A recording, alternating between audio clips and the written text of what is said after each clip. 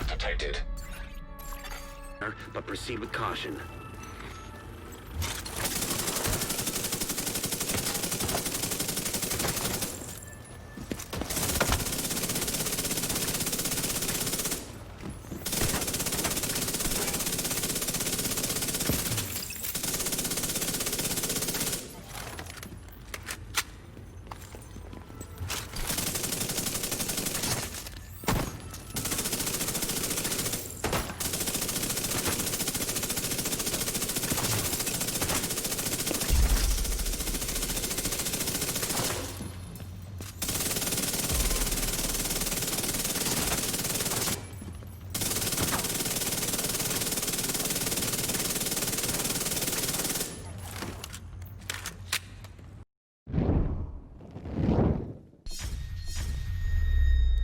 Agents, what's going on? So, I previously made a best Russia build. That was a couple weeks back, and it was very, very strong in that particular update. But now, as the game currently stands, I finally figured out the perfect way to run the Russia build in Title Update 10. So, I hope you guys do enjoy this build video. It's going to be a PvP and PvE build. Mainly PvE, but it is very strong in PvP. I will give you guys, as always, variations of the build, different ways you could possibly run it, and a full explanation before we get into it. So let's get straight into the specialization before we go through the build and the description. So the specialization is going to be Technician. Now the reason being is because we want an extra skill tier, because we're going to be utilizing the shield, and we want to have as much damage as we possibly can get without having to have too many blues. Otherwise, the chatterbox, as you can see on my back, will not be as effective. The reason being is because if you can kill an enemy in one mag, you can get a lot more rate of fire, which is just really strong. So make sure you utilize the specialization. You can use Gunner if you want to get 10% armor on kill. Armor on kill for this build could be a very, very good way of running it, but I have already made a few builds like that, so I don't want to just make the same. And no, I am not going to be using Intimidate and Adrenaline Rush, even though those could potentially be the strongest thing to run in the game right now, especially for PvP. I've tried something different. It's actually a healing DPS tank hybrid, so I hope you guys do enjoy it. It's not really tanky, but with your shield you will feel very tanky. So this is going to give us an extra skill tier, which is nice for our skills. It must have, especially for the shield, which is quite necessary in this build. You also get a whole bunch of other things, nothing too fancy. We do get skill damage. What you want to do is, I keep forgetting to do this. I don't know if you guys feel the same way, but I feel like they should allow this to be actuated easier from the inventory menu screen. But we want to put skill healing for this, which is going to give us 10% more healing, which is very, very nice. Make sure SMG damage is on, because we are going to be utilizing SMGs for this, which I do recommend, because we have got the Coyote mask. So if you do use another gun, you're going to have to play up close, because otherwise you're not going to get the same outcome. So the whole point of this build is to rush up to people in PvP and in PvE and absolutely just tear through enemies without having to worry about your armor going down and about you taking too much damage. And plus you'll be killing enemies without even having to reload, which, as you saw from the footage, is just a very efficient way of getting through missions, especially on heroic missions if you're playing solo. Now, you can't do this in legendary missions. Obviously, you can't just run up to NPCs, so this is not going to be for legendaries. This is going to be more for like dark zone farming, everything else, PvP, all that good stuff. It trades in PvP. Now, you can use the Lady Death in PvP, but the chatterbox, I think, is underutilized, and I'm going to go through it now, how I feel. So you're probably wondering why we've got some yellows in this build. So I've actually got a perfect Alp Summit backpack, because we are going to be able to heal ourselves with our drone quite well, and it's going to work and synergize with Companion, because our drone will always be up, and we're going to have a lot of healing, a lot of damage from Companion, and Unbreakable will give us an extra bit of survivability, which is necessary. Now, there are many ways you can run this build, but remember, all my builds are templates and guides for you guys to work upon. Do not just copy it. I can think of many variations to this. I don't want to go too in depth to other builds, because obviously we're focusing on this build. So what I'm going to do is, let's go through each individual piece, and then I can go through maybe different ways you can run it, because obviously there are ways you can get more armor on kill and more damage, but you'll see what I mean by this, how strong it actually is. You can stand and the NPCs can be shooting you, and you will not die just because of how strong the drone is in this build. So you can tank a lot with your shield because we have got the forge holster, which means you pull out your shield, you get 50% more shield health while you're firing this beautiful gun. You're going to constantly have the fire rate on with more, well, higher fire rate. Your magazine will never empty. You'll just consistently shoot the NPCs. So it is a very, very fun way to play the game, especially if you're a kind of player who's very aggressive like myself and likes to rush things, as it says in the title. So the whole point of this build is to be able to heal ourselves whilst having a strong shield and doing as much damage as possible without sacrificing having too many yellows or unnecessary blues just for the shield. So it is quite necessary to have as much damage as possible. So we're going to go through each individual piece now. Hopefully you understand the explanation. So the chatterbox is going to be the main focus around this. A lot of people don't realize how potent this gun is. The RPM is good, the mag size is great, and the damage is actually not too bad. So we've got critical hit damage as your attribute. Now, I could probably reroll this and get it higher. Incessant chatter. So when you reload, rate of fire is increased by 20% for each enemy within 50 meters for the duration of the magazine. So it's quite important to remember that if you're firing your gun and you get a kill, it actually refills 50% of your magazine.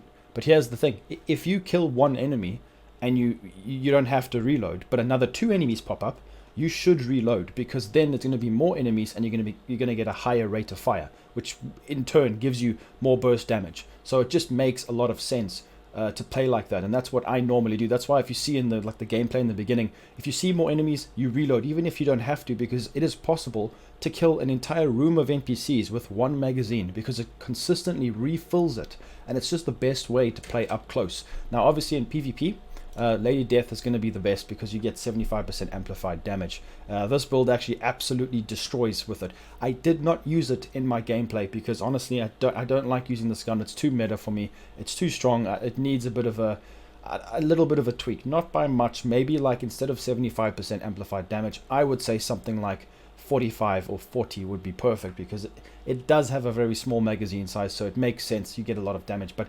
it is what it is. So you can utilize whatever you want. We're going to be using a shield, so you can't really use anything else there. I just want to showcase this is the gun that I used in the PvP footage as well. The SIG MPX, one of the best SMGs in the game. 125k base damage with 850 RPM. Oh yes, and it's got a mag size of 50 because obviously I've got the 20 rounds in it. Very good, amazing gun. This is my go-to, what I used in the video, fast hands. The reason being I used fast hands. You can use in sync, but I wanted to go, I'm trying to change things up. I do not want to just constantly release the same kind of ideas to you guys. I want to give a fresh new look into the game. So fast hands is amazing because you spend such little time reloading. It is a form of DPS. People don't...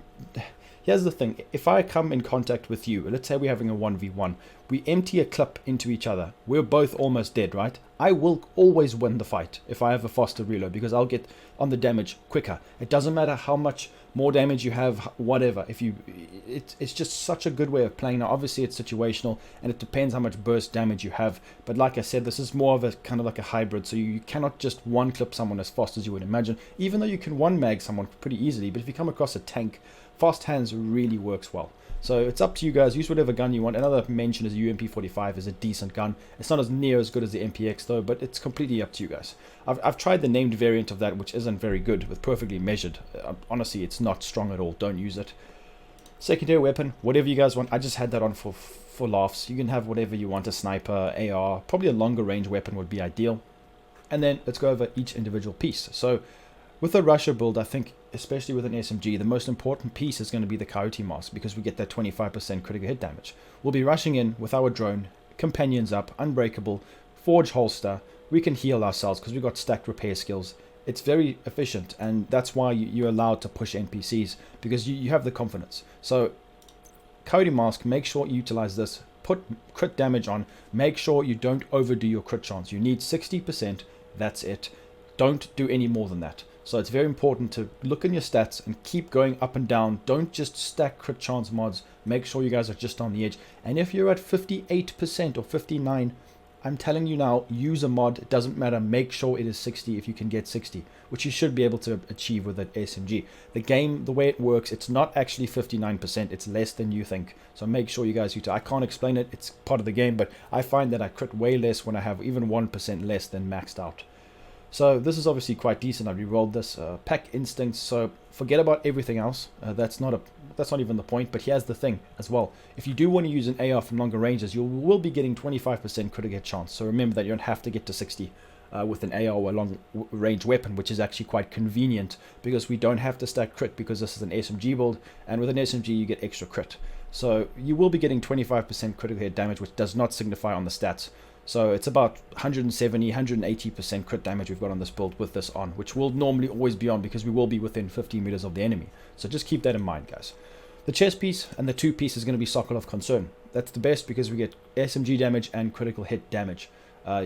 You're probably wondering why I don't have a piece of Grupo. Like I said before, sometimes weapon damage is better for the consistent shots rather than just focusing on only 60% of your bullets actually critting. So it is a very good decision to stack weapon damage as well. Don't just go for all crits these days. That, trust me, it helps, especially in PvP.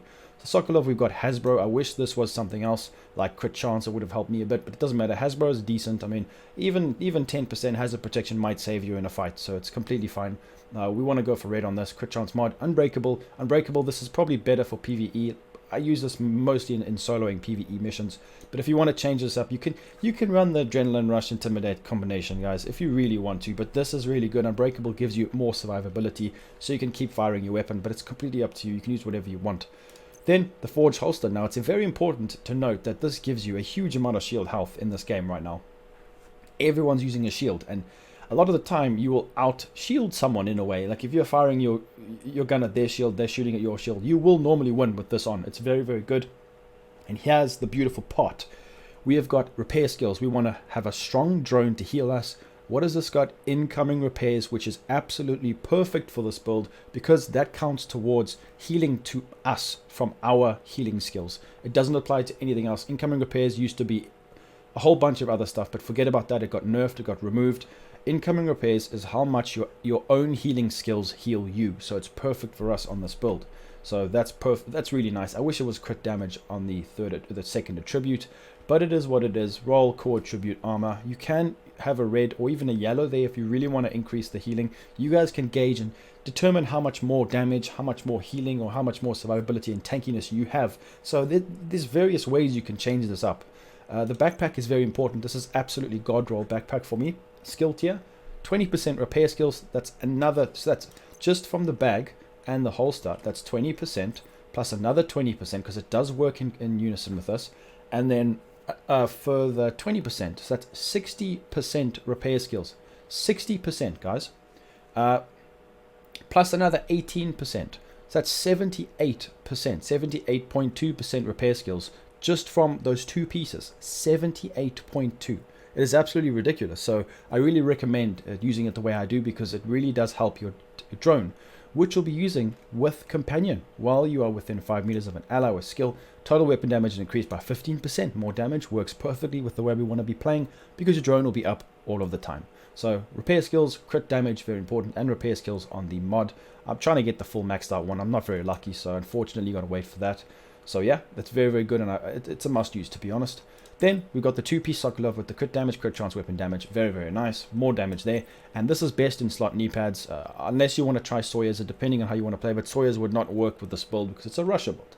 So completely up to you. You can go for Grupo if you want, but the Overlord will give us a little bit more damage from the baseline, non-crits as well. So it is the best in slot. Crit damage roll, perfect. Pair of knee pads for me, except it's just not maxed out on the weapon damage. But that's very, very good, and I'm happy with that. So with this drone, healer drone, the fixer drone, it works unbelievably well. We can go into the base and I can show you. It's a bit different when you're actually fighting, but just roll, put your best rolls on here, like duration and healing. Armor repair does work on this. That's how you want to roll it. Then with your shield, go percentage based shield health and damage bonuses. That's what you want. Shield health. My shield health is currently 3.5 million, which is actually quite good. Not too bad. Let's go over the stats. I'm going to the range and I can showcase this to you guys. Crit chance 60%, 145 plus another 20. That's, yeah, 165, probably 170. So it'll be 170 crit damage around there that we will be getting. I think there's other buffs as well, but that's from the Cowardly Mask. So we're going to keep going down. You guys can take a screenshot if you want. Incoming repairs 20%. Then we got, obviously, with our drone, it's going to be healing for 23k, 46k, which is not bad. Shield over there, holstered regen, 76, 51 active regen is not bad as well. So yeah, that's it for the build. Let's go into the down in the base here, shooting range, and I can quickly showcase it to you guys how the healing actually works, and maybe give a demonstration of the weapon. So we're going to damage ourselves. Make sure the skill haste is not enabled. So we're going to go over here, have a look. It says 10% skill haste, which is fine. That means it's been disabled. And as you guys can see, you can run around pretty well, and the drone, it keeps you alive. That's a decent amount of healing if you ask me, guys, especially considering we've got 1 yellow. So remember, repair skills counts towards your healing skills being stronger for you and your teammates, but incoming repairs only counts from your healing skills healing yourself. So just remember that, guys. Well, that's what the game says, so who knows what this game is like. You guys know all the bugs. So this is how this weapon works. I'm not going to go too difficult. We're just going to focus on the close range enemy. So you can see the fire rate is a bit more. Look at my ammo count, guys. I'm pretty much hardly ever going to have to reload. Look, I haven't reloaded once. It's just going to keep going. And then you reload again. The more NPCs, the higher rate of fire. It's just really fun to use. Very potent, very strong. It's similar to the build I dropped a few weeks ago. But obviously there's differences to comply with TU10. So let me know what you guys think of this Rusher build. I think it's great. I love the way it plays. You can heal yourself whilst having a strong shield, doing a lot of damage. And it's really, really fun to use. So let me know in the comments what you guys think. Like I said, leave a like, subscribe, and I'll be seeing everybody in the next video. Peace out, guys.